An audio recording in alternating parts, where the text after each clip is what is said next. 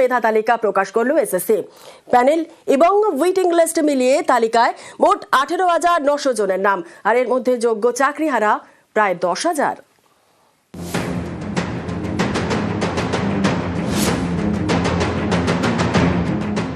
Eleven টুয়েলভের শিক্ষক নিয়োগ প্রক্রিয়া বুধবার চূড়ান্ত মেধা তালিকা প্রকাশ এসএসসির।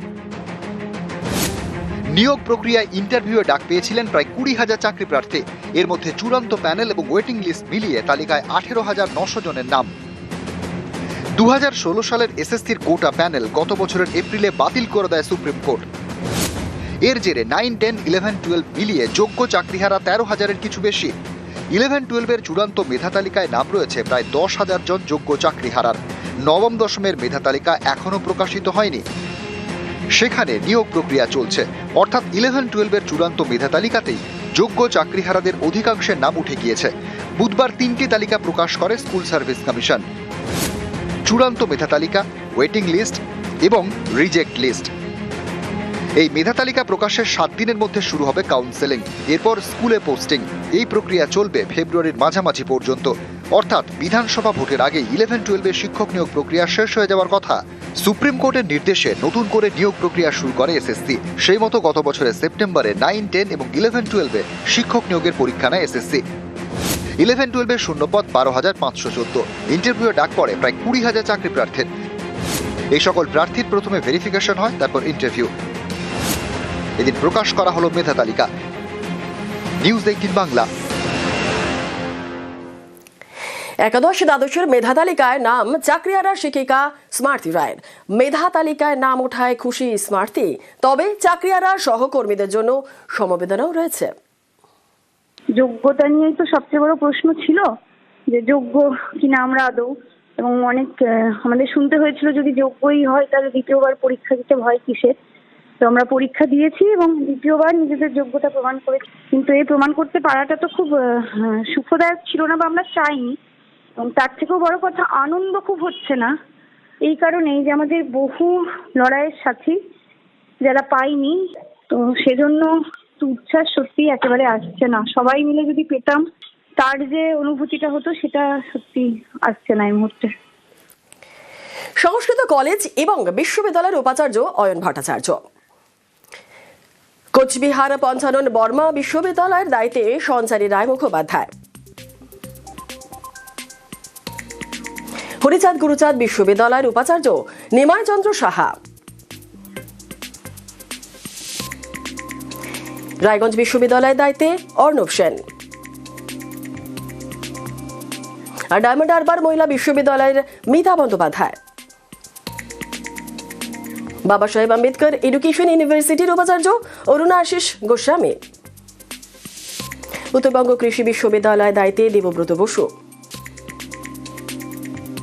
ওয়েস্ট বেঙ্গল স্টেট ইউনিভার্সিটির উপাচার্য দেবব্রত মিত্র।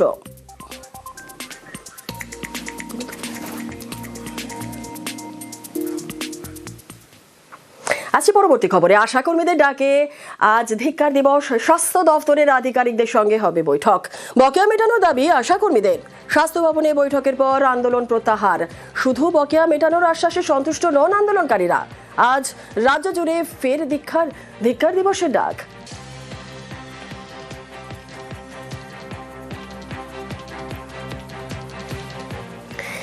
আশাকর্মীদের দাবি কি? ন্যূনতম 15,000 টাকা বেতন, সরকারি ছুটি, কর্মরত অবস্থায় মৃত্যুতে সরকারি সাহায্য সহ একাধিক দাবিতে পথে নামেন রাজ্যের আশাকর্মীরা।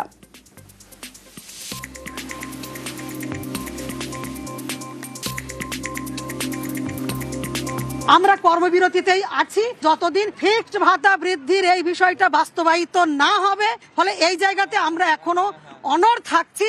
কালকে প্রতিটি ব্লকে, প্রতিটা জেলায় ধর্ণা হবে, এসডিও ডেপুটেশন হবে, বিওমএইচ ডেপুটেশন হবে। জনবহুল এলাকাতে প্রতিবাদ এবং ধিক্কার দিবস পালিত হবে এবং আগামী দিনে আমরা এই মাসের মধ্যে বৃহত্তর আইন অমান্যের দিকে যেতে বাধ্য হব। আমাদের এছাড়া কোনো উপায় নেই। ফলে এই ঘোষণায় আজকে আমরা ওনাদের কাছেও এই বিষয়টাই বলে এসেছি। আশাকর্মীদের বিক্ষোভ নিয়ে রাজ্যকে তোপ শুভেন্দুর। কেন্দ্রীয় বঞ্চনার অভিযোগ তুলে জবাব কুণালের। 50টা মেয়ে বাসে বসে আছে, ড্রাইভারকে নামিয়ে থানায় বুঝিয়ে দিয়েছে। মেয়েদেরকে ছেলে পুলিশ দিয়ে টানতে নেবে। আর যখন বেলডাঙ্গাতে ট্রেনের উপর পাথর ছড়ে আগুন লাগায় তখন পুলিশকে পাওয়া যায় না, মেয়েদের আটকানোর জন্য পুলিশ পাওয়া যায়। 2 দিন ধরে বেলডাঙ্গাতে তাণ্ডব করছে, পুলিশের হাত তুলে দাঁড়িয়েছে। আশা কর্মীদের উপর কোন রকম বল প্রয়োগের বা আশা কর্মীদের কোন রকম অসম্মান করার কোন রকম অভিপ্রায় পুলিশ প্রশাসন সরকারের ছিল না, নেই। একটা রাস্তায় একটা মিছিল যাচ্ছে, তাকে কোথাও না কোথাও তো আটকাতে হবে। দয়া করে বিরোধীদের প্ররোচনায় পা দেবেন না। একদিকে শুভেন্দু বাবুরা টাকা আটকে রাখবেন, আবার বলবেন মানুষকে তাদের দাবি কেন অমুক। শুভেন্দু বাবুদের রাজ্যগুলোর সঙ্গে বাংলার আশা কর্মীদের ভাতা এবং অন্যান্য সুযোগ সুবিধা তুলনা করুন, দেখতে পাবেন মমতা বন্দ্যোপাধ্যায় অনেক বেশি দেন। জঙ্গিপুর পুরসভায় প্রশাসক পদে এসডিও নিয়োগ বাতিল, আর পুর ও নগর উন্নয়ন দপ্তরের নিয়োগ নির্দেশ বাতিল। নির্দেশ হাইকোর্টের বিচারপতি রাজা বসু চৌধুরীর। কাউন্সিলরশিপ বাতিলে প্রশাসকের নির্দেশও বাতিল। অবিলম্বে প্রশাসক সরিয়ে পুর প্রতিনিধিদের বোর্ড বহালের নির্দেশ। 19 ডিসেম্বর জঙ্গিপুর পুরসভার বোর্ড ভেঙে প্রশাসক নিয়োগ। উপযুক্ত পরিষেবা দিতে পুর বোর্ড ব্যর্থ বলে অভিযোগ। পুর ও নগর উন্নয়ন দপ্তরের তদন্তের রিপোর্ট দেন ডিএম। 24 ডিসেম্বর নির্বাচিত কাউন্সিলরদের বদলে ওয়ার্ড কোঅর্ডিনেটর নিয়োগ।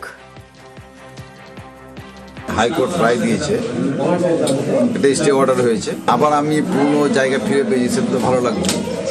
এখানে কিছু হিটলার আছে, তারা মিথ্যা কথা বলে একটা বোর্ডকে কলঙ্কিত করার চেষ্টা করেছে, তার এগেনস্টে আমি কেস করেছি। আমাদের জঙ্গিপুরবাসীর মানুষের জয় হয়েছে, ভালো মানুষের জয় হয়েছে।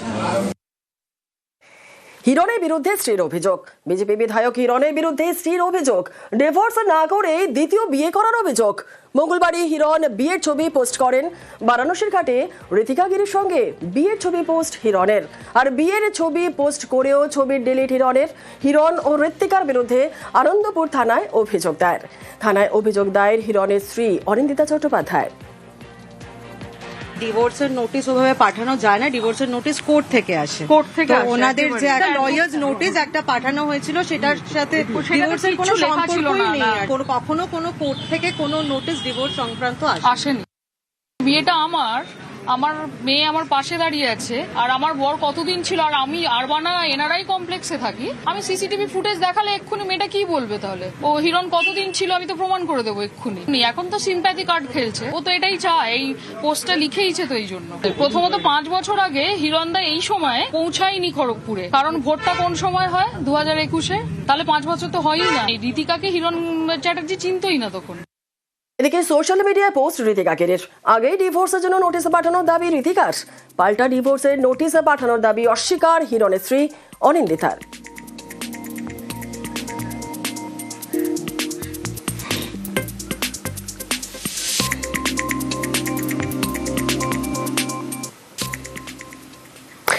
অপারেশনের পরেই এসআইআর এ হিয়ারিং। হাসপাতাল থেকে ছাড়া পেয়ে সোজাসুজি এসআইআর শুনানিতে। সিউড়ির 10 নম্বর ওয়ার্ডে ফের হিয়ারিং এ হয়রানি। অপারেশনের পরেই এসআইআর এ হিয়ারিং। হাসপাতাল থেকে ছাড়া পেয়েই সরাসরি এসআইআর শুনানিতে। সিউড়ির 10 নম্বর ওয়ার্ডে ফের হিয়ারিং এ হয়রানি। বিভিন্ন জায়গা থেকে হয়রানির খবর আমরা পাচ্ছি। এবার যে খবর পাওয়া যাচ্ছে, অপারেশনের পর এসআইআর হিয়ারিং, আর হাসপাতাল থেকে ছাড়া পেয়ে সরাসরি এসআইআর শুনানিতে। সিউড়ির 10 নম্বর ওয়ার্ডে ফের হিয়ারিং হয়রানি। অপারেশন করার পরে তারপরে হিয়ারিং এ উপস্থিত হয়ে গেলেন সেই পেশেন্ট। ঠিক কি ঘটনা আরো বিস্তারিত জানাবে সুপ্রতিম আমাদের সঙ্গে রয়েছে। সুপ্রতিম, দেখো, বীরভূমের 10 নম্বর ওয়ার্ডের একজন অসুস্থ একজন ব্যক্তিকে ডাকা হয়েছিল এবং সেটা জানতে পেরেছি আমরা যে কিন্তু 20 তারিখ রাত্রেবেলায় তার ছুটি হয় এবং তার গল ব্লাডার অপারেশন হয় শিবির একটি নার্সিংহোমে, এবং 21 তারিখ বাড়ি ফিরেই কিন্তু তাকে হিয়ারিং এর যে ছুটি, সেই ছুটি পেয়ে কিন্তু তিনি 21 তারিখে চলে আসেন শিবির 1 নম্বর বিডিও অফিসার, এবং তিনি কিন্তু টোটো থেকে নামতে পারেননি এবং তার পেটে যে গল ব্লাডার অপারেশনের যে চিহ্ন তাও কিন্তু স্পষ্ট রয়েছে, এবং অসুস্থ এতটাই তিনি কিন্তু কথাও বলতে পারছিলেন না। এবং তার সঙ্গে একজন তার আত্মীয় ছিল শিবির 1 নম্বর বিডিও অফিস, এবং সেখানেই তার হিয়ারিং হয়। যদিও স্থানীয় যে সমস্ত তৃণমূল নেতা কর্মীরা ছিল তারা কিন্তু তার হিয়ারিং প্রক্রিয়াটা যাতে দ্রুত হয় সেটার দিকে নজর দেন, এবং সেখানেই কিন্তু তার হিয়ারিং হয় দ্রুত প্রক্রিয়ায়, এবং তারপর তিনি বাড়ি আসেন। এবং তিনি কিন্তু যেটা জানিয়েছেন যে এইভাবে যে তাকে হয়রানি করা হলো এবং তার অসুস্থতা তিনি জানিয়েও ছিলেন, সে কিন্তু যথেষ্টই হয়রানির মধ্যে পড়লো এবং তার অসুস্থতার জন্য একেবারে বেশ ধন্যবাদ।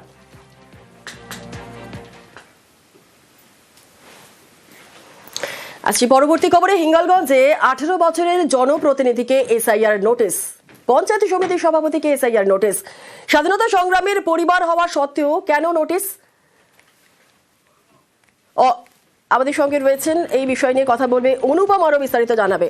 অনুপম, হ্যাঁ দেখুন, এই যে হিঙ্গলগঞ্জের 44 নম্বর যে বুথ, সেখানকার আমিরুল ইসলাম, ইনি হাসনাবাদ পঞ্চায়েত সমিতির সভাপতি এবং 18 বছরের জনপ্রতিনিধি, এবং তার দাদু তিনি হচ্ছে স্বাধীনতা সংগ্রামী ছিলেন, কিন্তু তার পরিবারকে এই আমিরুল ইসলাম সহ তার 2 সন্তানকে এই যে এসআইআর এর হিয়ারিং এর নোটিশ দেওয়া হলো।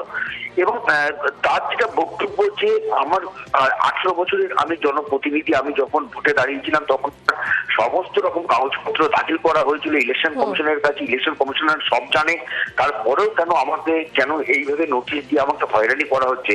আমরা জনপ্রতিনিধি, আমাদেরকে যদি এরকম ভাবে হয়রানি করা হয়, বা আমার দাদু একজন স্বাধীনতা সংগ্রামী ছিলেন, আমি সেই স্বাধীনতা সংগ্রামী পরিবারের লোক, আমাদেরকে যদি হয়রানি করা হয় তাহলে সাধারণ মানুষ কি করবে? সাধারণ মানুষ তাহলে আতঙ্কে, এই কারণে তো সাধারণ মানুষ রীতিমতো আতঙ্কিত হয়ে পড়ছে এবং মৃত্যু পর্যন্ত হচ্ছে। ইলেকশন কমিশনের এই যে খামখেয়ালিপনা, এই যে মানুষকে হয়রানি, এটা অবিলম্বে বন্ধ করা হোক। ধন্যবাদ। আমার বাবা দাদুরা স্বাধীনতা আন্দোলনের সৈনিক ছিলেন। আমি 2008 সাল থেকে জনপ্রতিনিধি, বর্তমান হাসনাবাদ পঞ্চায়েত সমিতির সভাপতি। তারপরেও আমার নামে নোটিশ এসছে। নির্বাচন কমিশনের কাছে তো আমাদের তথ্য আছে, আমরা যখন নির্বাচনে দাঁড়াই আমাদের বায়োডাটা দিতে হয়। আমার ডাক আছে 28 জানুয়ারি 2024, নোটিশ পেয়েছি যখন, সেখানে কাগজপত্র সাবমিট করবো।